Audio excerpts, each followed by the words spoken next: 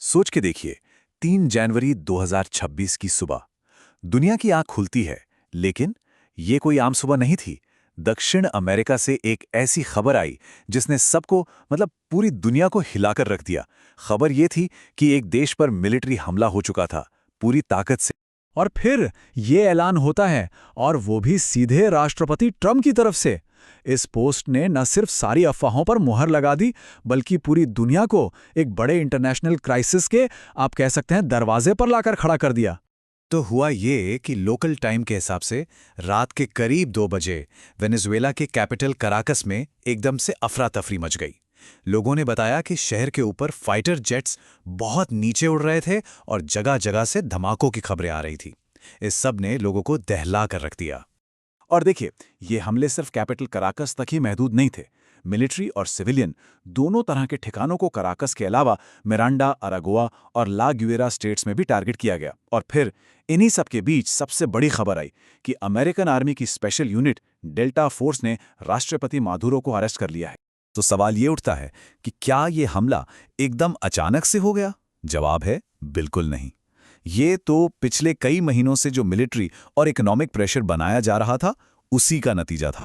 2025 के जो आखिरी कुछ महीने थे ना, उसमें एक के बाद एक ऐसी घटनाएं हुई जिन्होंने अमेरिका और वेनेजुएला के बीच टेंशन को बिल्कुल चरम पर पहुंचा दिया। कैरिबियन में ड्रग्स ले जाने वाली नावों पर हमलों से शुरुआत हुई। फिर वेनेजुएला के ऑयल टैंकर्स को कब्जे में लिया गया। मतलब प्रेशर लगातार बढ़ता ही जा रहा था। और सुनिए, ये सिर्फ वार्निंग्स या धमकियां नहीं थीं।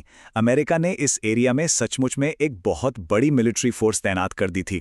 अंदाजा लगाइए, लगभग 15,000 सैनिक, दुनिया का सबसे बड़ा aircraft carrier USS Gerald R Ford, और साथ में दर्जनों फाइटर जेट्स। मिलिट्री प्रेशर तो था ही, उसके साथ साथ इकोनॉमिक फ्रंट पर भी पूरी घेराबंदी चल रही थी। इसका सबसे बड़ा एग्जाम्पल है वेनेजुएला के ऑयल एक्सपोर्ट्स में भारी गिरावट। ये अमेरिकन स्ट्रेटजी का एक बहुत इंपॉर्टेंट हिस्सा था। उनका मकसद साफ था, देश की इकोनॉमी की कमर तोड़ना।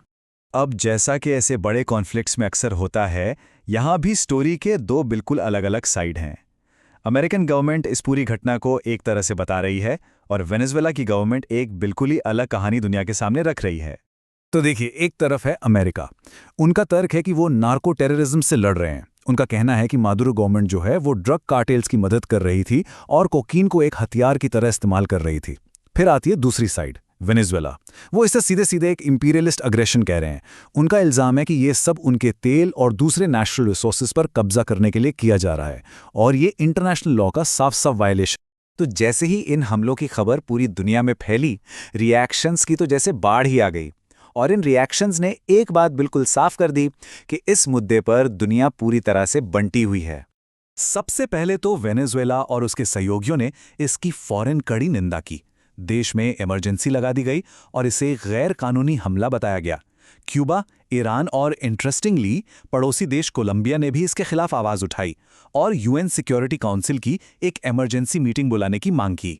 और बात सिर्फ दूसरे देशों की नहीं है, खुद अमेरिका के अंदर भी इस एक्शन को लेकर सब लोग ऑन बोर्ड नहीं थे। कुछ इंपॉर्टेंट लॉ मेकर्स ने फौरन इसकी लीगैलिटी पर सवाल उठा दिए। उन्होंने इसे इलीगल और अनकॉन्स्टिट्यूशनल तक कह डाला। क्यों? क्योंकि इस हमले के लिए कांग्रेस से कोई अप्रूवल नहीं लिया गया था। तो चलिए, अब जरा इन फौरी घटनाओं से आगे बढ़कर देखते हैं इस पूरे अटैक का लैटिन अमेरिका और पूरी दुनिया के लिए, मतलब आखिर इसके मायने क्या हैं, इसका असर क्या होगा। देखिए, इसके जो परिणाम है ना, वो वेनेजुएला की सीमाओं से कहीं आगे तक जाएंगे। सबसे पहले तो ह्यूमैनिटेरियन क्राइसिस, जो पहले से ही चल रहा है, वो और भी बिगड़ सकता है। दूसरा, पूरा रीजन डिस्टेबलाइज हो सकता है, यानी इलाके में अस्थिरता फैल सकती है। और तीसरा, एक खतरा ये भी है कि लैटिन अमेरिका अब यूएस, रशिया और चाइना जैसी सुपर पावर्स के बीच कंपटीशन का एक नया मैदान न बन जाए। तो आखिर में हम एक बहुत बड़े सवाल के साथ रह जाते हैं। ये हमला सिर्फ एक देश के बारे में नहीं है, ये एक पूरे रीजन के फ्यूचर के बारे में है, जो पहले से ही एक बहुत नाजुक बैलेंस पर खड़ा है। वेनेजुएला और अमेरिकन कॉन्टिनेंट्स की स्टेबिलिटी, सब कुछ दांव पे लगा हुआ है। अब आगे क्या होगा, ये तो वक्त ही बताएगा।